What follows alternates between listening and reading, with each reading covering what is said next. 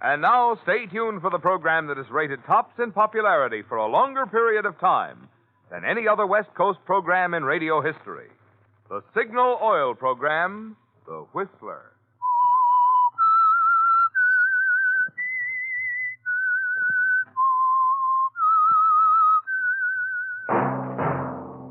Signal, the famous Go Farther gasoline, invite you to sit back and enjoy another strange story by The Whistler.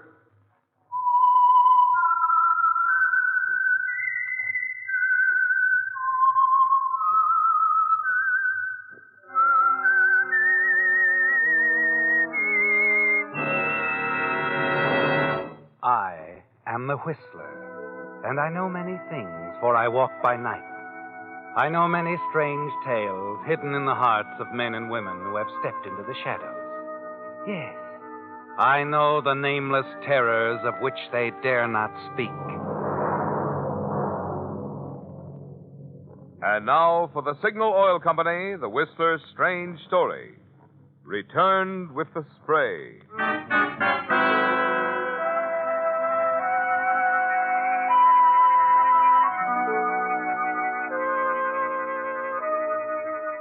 It was a quiet wedding in a small church in San Diego, but everyone who counted considered it the most important social event of the season. Elliot Darby, the last surviving member of one of the city's oldest families, was being united with his second cousin, Catherine Peabody.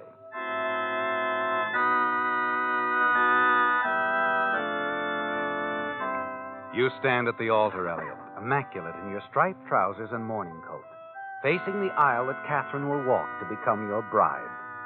Inside, you feel none of the nervousness attributed to bridegrooms, only deep satisfaction with the turns of fortune. You let your eyes roam over your wedding guests, most of them family friends. And suddenly, seated only a few feet away from you, you see her face looking up at you with a mocking smile. No, it can't be. And then you feel your knees buckling. Somebody get a doctor.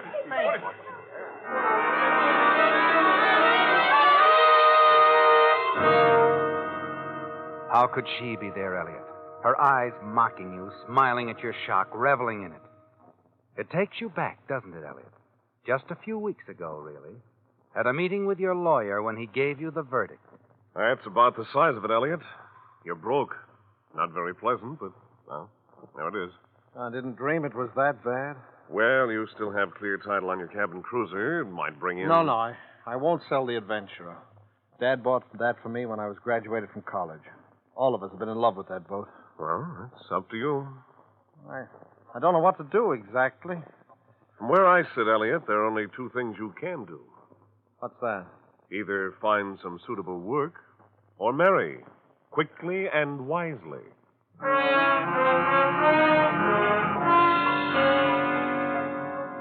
Well, Elliot, work's out of the question. And that leaves only to marry, quickly and wisely. It's obvious, then, that you think of Catherine. Obvious, too, that her father, Thomas Peabody, managed their money far better than you have the Darbys. So you turn to Catherine, arrange dinner with her in her home a few evenings later. Catherine, this lobster is superb. You've been very complimentary this evening. My dress, my wine, now my lobster. I just can't help it, but your flattery always makes me suspicious. It should. You have every reason to believe I'm after your money. Yes, I'm afraid I do. And let's face it, it's partly true. But that's not the whole story, Kath. No, there's no point in pretending I'm hopelessly in love with you. I know very well you're not. But I'm not looking for that in a woman. I want someone I can be fond of and comfortable with. A stable person. That's more or less my view. In that case, Well, Kath, why don't we get married? I should like to very much. Settle then. Don't kiss me yet, Elliot. I'd like to say something first. Yes? I learned very early in life that I'm not an attractive woman. Oh, now, Kath, really... Now, let me finish. The one thing I can always depend on is my wealth. And I intend to keep complete control of it. even after I'm married. In other words, you're saying you don't trust me. You nor any other male. I suppose you plan to give me a small sum for cigarette money every week. Now, that's unkind. I was going to appoint you manager of the Peabody department store at a good salary. Yeah. As for all your other faults, Elliot, you have a very good mind. Special talent for order and detail, a man of habit.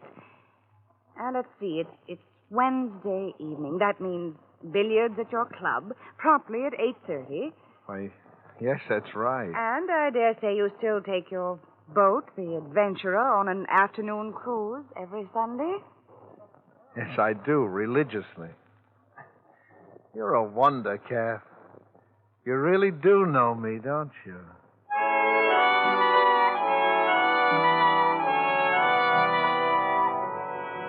Later, when you leave her, you go to your club, but only for a while. Then you get in your car, drive around. And the more you think about it, the madder you get. If you marry Catherine, you'll become another of her possessions, her errand boy. You have to think, Elliot. You stop at a bar on the outskirts of town, and you do think and drink for a long time. You ignore the talkative bartender. You ignore everything. Are you really as far away as you look? Huh? Oh, no. No, not really. That's good. Come on, let's talk. People call me Yvette. People are lucky. My name is Edward. Edward Duncan. Hello, Ed. Now, first we'll talk about you, and then we'll talk about me. Oh, no. You have to start off first. Oh, there's nothing much to tell about me. I'm just a small-town girl looking for a job, some friends. Nice friends. Think you found a nice friend? I think so. Good. You sold on this bar? Not particularly. Well, let's get out of here, huh? There are a lot of other places. We'll do them all. Sound like fun? Sounds wonderful, darling.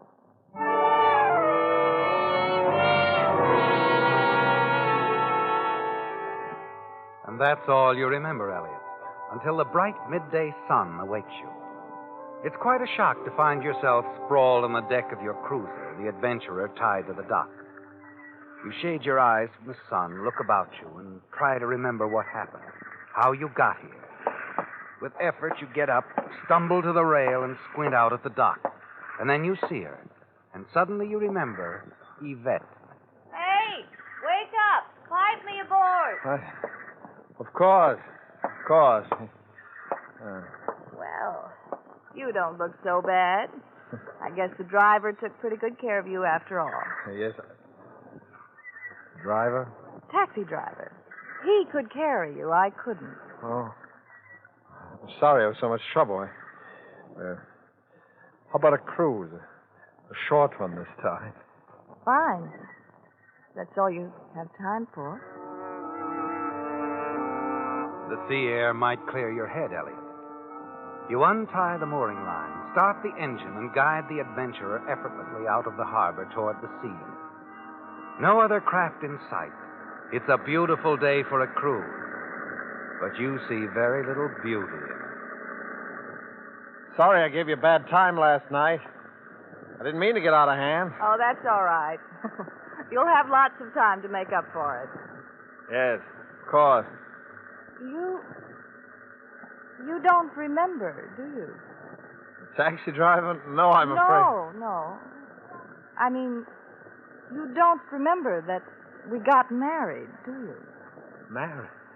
Oh, no. Oh, yes, I have the marriage certificate here, if you'd care to look at it, darling.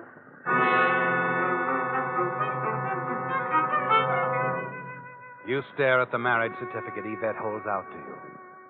So that's what happened, Elliot. You and Yvette were married last night. And you don't remember, do you? But she proceeds to fill in the details. You were married at 3 o'clock in the morning, a small town over the border. Then on the way back, the taxi Yvette hailed after she made you park the car because you couldn't drive. The driver who took her back to her hotel brought you to the adventurer. Now you really have something to think about. You followed part of your lawyer's advice. You've married quickly, Elliot. But how wisely.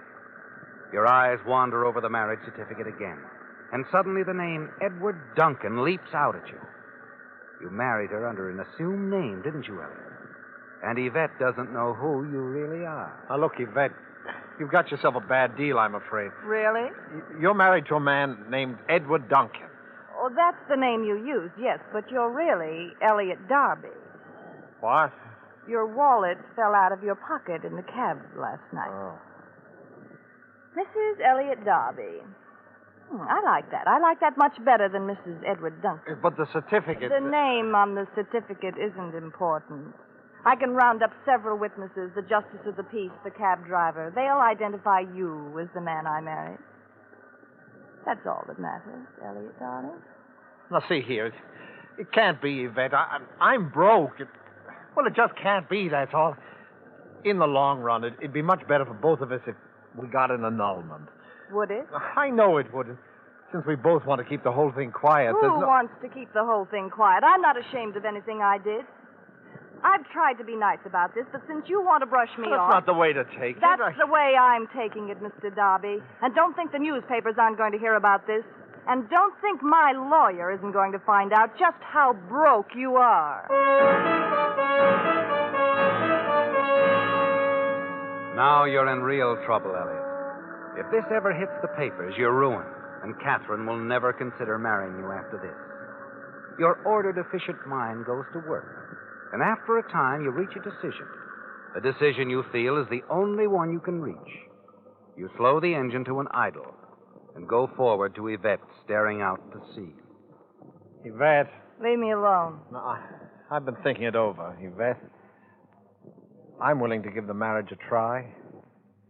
If you want to. I bet you are. No, I mean it. I have a hunch it'll work. Come here. Oh, Elliot, We're going to have a wonderful life together, Yvette. I hope so. Elliot, don't hold me so tight. You're pushing me over. Elliot, stop. Elliot, please.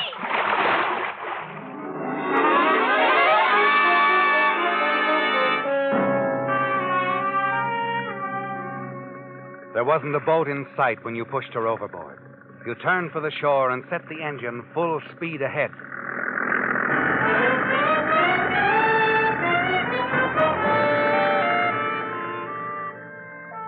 It's over, Elliot. All over for Yvette. The next few days, you nervously search every edition of the newspapers, but there's no mention of her death. You feel better.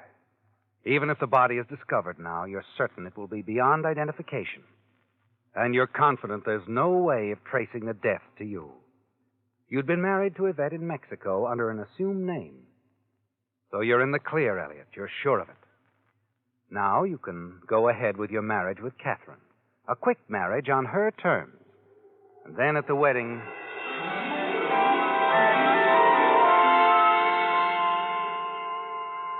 The shock of seeing Yvette there in the church was more than you could stand, wasn't it, Elliot? And you fainted. Now, as you return to consciousness, a doctor bends over you. You sit up with a start and quickly look for Yvette's face. The seat where you saw her is empty.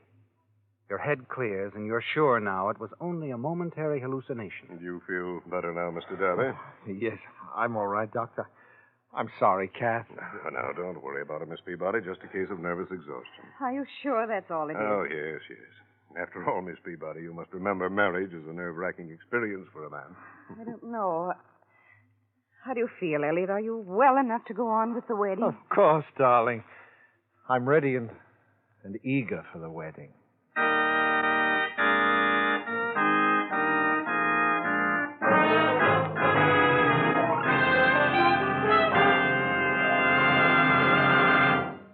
Coming May 1st. It's just 1 week away, friends. Yes, 1st of May is opening day for the big $10,000 Signal gasoline contest with 200 valuable awards. Imagine you behind the wheel of first prize, a Buick Super, in the dashing new Riviera model. Swank as a convertible, safe as a closed car. Coming May 1st. Wonderful, wonderful prizes. 6 Packard Bell television sets with latest type black picture tube. Both table models and Packard Bell's unique Telecaster consoles that roll at mere fingertip touch to most convenient viewing angles. Then there's O'Keefe and Merritt's finest gas range with vanishing shelf and grill-evator broiler. Also 10 vacuum cleaners and 50 pop-up toasters by Westinghouse. And you can be sure if it's Westinghouse. Yes, there are 200 really worthwhile awards in the big Signal contest. Coming May 1st. Best of all, in this Signal contest, you don't have to buy anything. There are no box tops to send in, no tickets to save. So be sure to keep tuned to the Whistler for more details about the big, exciting $10,000 Signal gasoline contest coming May 1st.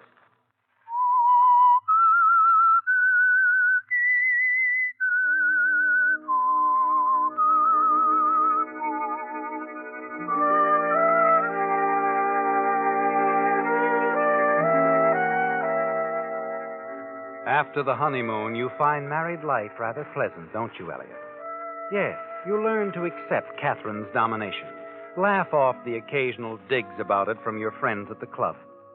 What pleases you most is your new job as manager of the Peabody department store. You like to run things with precision and efficiency. Yes. And everything is humming along smoothly until one afternoon several weeks after your marriage. Your secretary informs you there's a visitor in your outer office. Mrs. Duncan to see you, sir. Miss Evans, you know I don't accept outside appointments in the afternoon unless I... Who'd you say? Mrs. Duncan. Mrs. Edward Duncan. Oh, no, it can't be.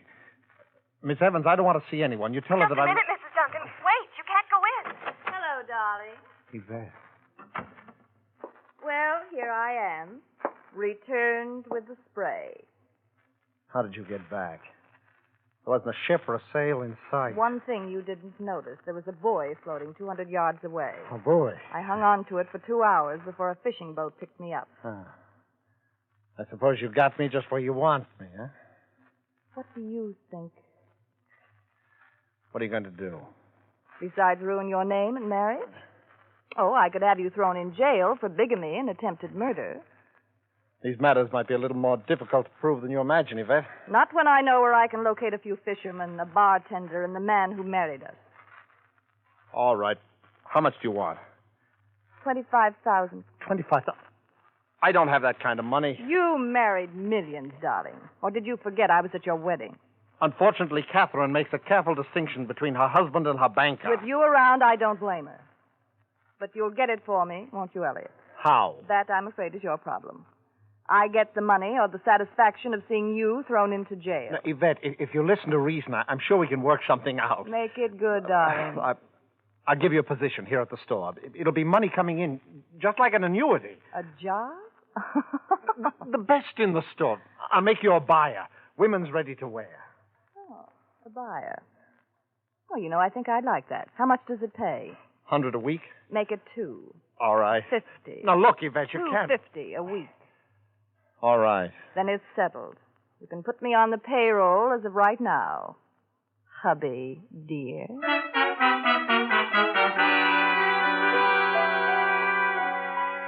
It was a way out, wasn't it, Elliot? A way to buy off Yvette. The girl you thought you'd murdered after your marriage to her in Mexico. Now you're going to be very careful to conceal your new employee from your wife, Catherine. Catherine is always rather finicky about checking into new people at the store, particularly those in important positions. And so you bury Yvette's name in the company books, and no one pays any attention to it. And then one afternoon, Catherine decides to make a routine inspection of the store. You're doing a very good job, Elliot. Those new window displays are in excellent taste. Well, thank you, my dear. By the way, Elliot, I was speaking with Mrs. Cunningham on the second floor a while ago. Mrs. Cunningham. Oh, women's ready to wear, huh? Yeah, she tells me that one of our new buyers sent us 50 suits that are just not saleable. Not to our clientele. A new buyer? Yes, Mrs. Edward Duncan. Who is she? What's her background, and why didn't you tell me you'd hired her? Well, I'm sure I mentioned it, Catherine. I'm sure you did not. Well, it must have slipped my mind then. Come along, dear. We'd better step lively if we're going to get to that color television demonstration. Darby. Mrs. Darby. What? Oh, Miss Evans, yes, what is it? Mrs. Cunningham wanted me to tell you. She's waiting for you in the office. Mrs. Duncan is with her. Thank you. Catherine, what's this all about? Well, I've arranged a little meeting, Elliot. You run along to the demonstration. I want to have a little talk with this Mrs. Duncan.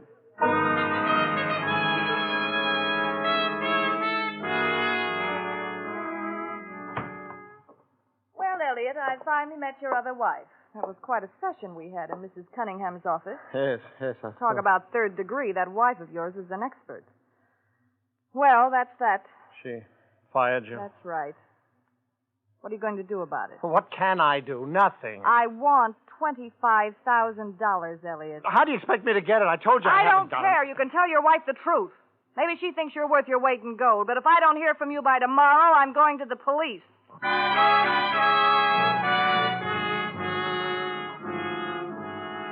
You spend a nervous, sleepless night, don't you, Elliot? Eliminating plan after plan. Until one key idea keeps repeating itself to you. Accidental death. Yes.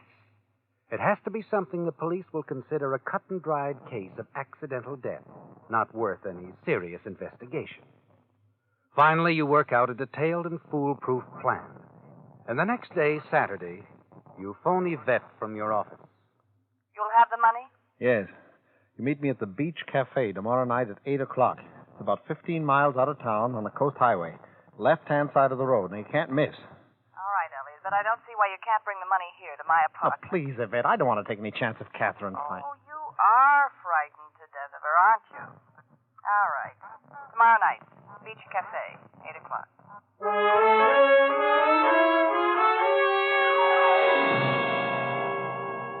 Sunday. It's a beautiful day for a cruise, isn't it, Elliot? And that afternoon, you board the Adventurer and set out to sea. You carefully follow the coast for 15 miles, anchor and row ashore in the dinghy. A few minutes before 8, you're standing in the shadows not far from the Beach Cafe, waiting patiently for Yvette to drive up. The money you borrowed from the office safe is tucked away in your inside coat pocket. Time is important, isn't it, Elliot? And you're worried. And finally, you see your car drive up. And as the headlights pick you up out of the shadows, you wave to her. Well, what are you hiding out here for? Well, I'd rather not be seen, if you don't mind. All right, get in. You brought the money? Yes. Here it is. You can count it. I don't have to. I know where I can always find you. Of course. Well, what do you plan to do with yourself now that you've made a small fortune? Oh, take a nice vacation. Then I think I'll shed my past. Divorce one Edward Duncan. You won't mind that, will you, Edward? No. Ah, right on time. What is? The train. So what? So this. Your fist catches her on the point of the jaw, and she slumps down in the seat. Quickly, you shove her out of the way and slide in behind the wheel.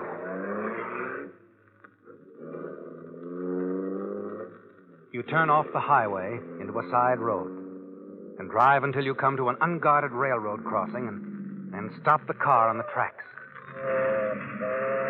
You push Yvette back into the driver's seat and then grab the envelope with the $25,000 in it and start running down the road. When you're sure you won't be seen, you stop and turn and watch the train round the curve and bear down on the stalled car.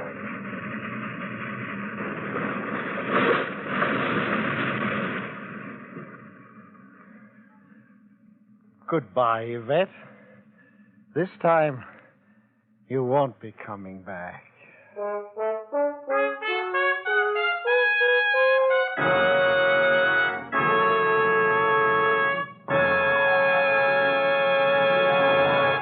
Prizes, prizes, prizes. So many prizes, I could use this whole program just to describe the wonderful things you can win in Signal's thrilling $10,000 contest. Coming May 1st. Second prize, for instance, is an Apex complete automatic laundry with 3 work-saving units. Apex automatic washer, Apex automatic dryer, Apex sit-down ironer. Then there's a Frigidaire Deluxe refrigerator with new humid air cold wall cooling. Frigidaire Home Freezer. Frigidaire Electric Range with the biggest oven of any household range. 5 solid gold case wristwatches by Helbros with 17 jewel movement.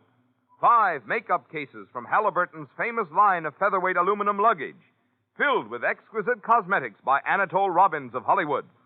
10 Packard Bell radios, and 3 O'Keefe and Merritt gas ranges. These and dozens of other valuable awards mean you simply can't afford to miss the Signal Gasoline Contest. Coming May 1st. So be sure to listen to the Whistler next Sunday for complete details and suggestions to help you win one of the 200 valuable prizes in Signal's big $10,000 contest. Coming May 1st.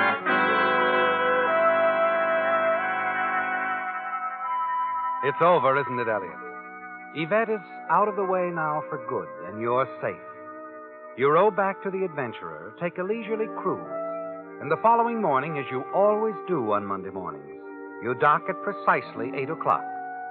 Now you've only to drive back to the store, replace the $25,000 in the safe, and no one will ever know. You hurry off the boat and head for the parking lot. And as you do, you see a police car parked nearby. A police captain steps out of it as he sees you, and he walks forward. Mr. Darby? Why, yes. I'm Captain Cannon. Your wife told us you'd be out here. What's the matter? One of your employees was killed in a train crossing accident last night. A woman named Yvette Duncan. Oh, terrible. Your wife told us you had hired Mrs. Duncan. Might be able to give us some information on it. Well, I'll help in any way I can, of course. And we'd like to check the personnel records at the store, too. The record? Yes. Her application blank for one thing. We have to notify her husband or her parents. Oh. Well, I think you'll have better luck reaching her parents. She told me her husband had deserted her some time ago. He seems to have disappeared. Oh, really? Yeah, well, thanks.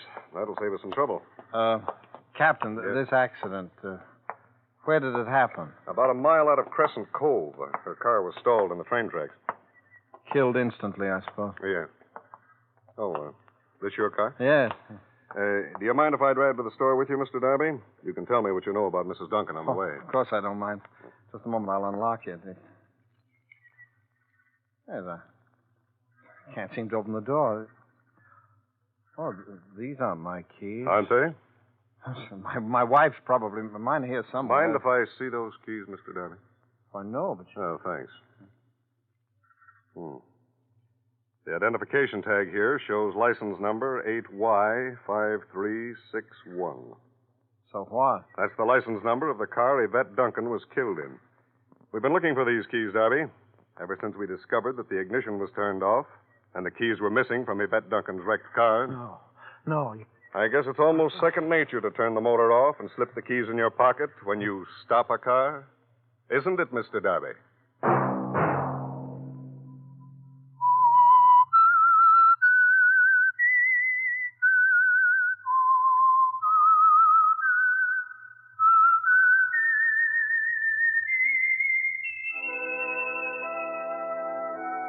Let that whistle be your signal for the Signal Oil program, The Whistler. And don't forget, if you'd like to win a new Buick, Apex automatic laundry, Packard Bell television set, Frigidaire refrigerator, electric range, or home freezer, be sure to listen to The Whistler next Sunday for complete details about the big $10,000 Signal gasoline contest coming May 1st. Coming May 1st. Coming May 1st. Featured in tonight's story were Bill Foreman, Hans Conried, Mary Jane Croft, and Mary Lansing. The Whistler was produced and directed by George W. Allen, with story by Meyer Dolinsky, music by Wilbur Hatch, and was transmitted to our troops overseas by the Armed Forces Radio Service. The Whistler is entirely fictional, and all characters portrayed on The Whistler are also fictional. Any similarity of names or resemblance to persons, living or dead, is purely coincidental. Remember, at this same time next Sunday, another strange tale by The Whistler. Marvin Miller speaking for the Signal Oil Company. This is CBS, the Columbia Broadcasting System.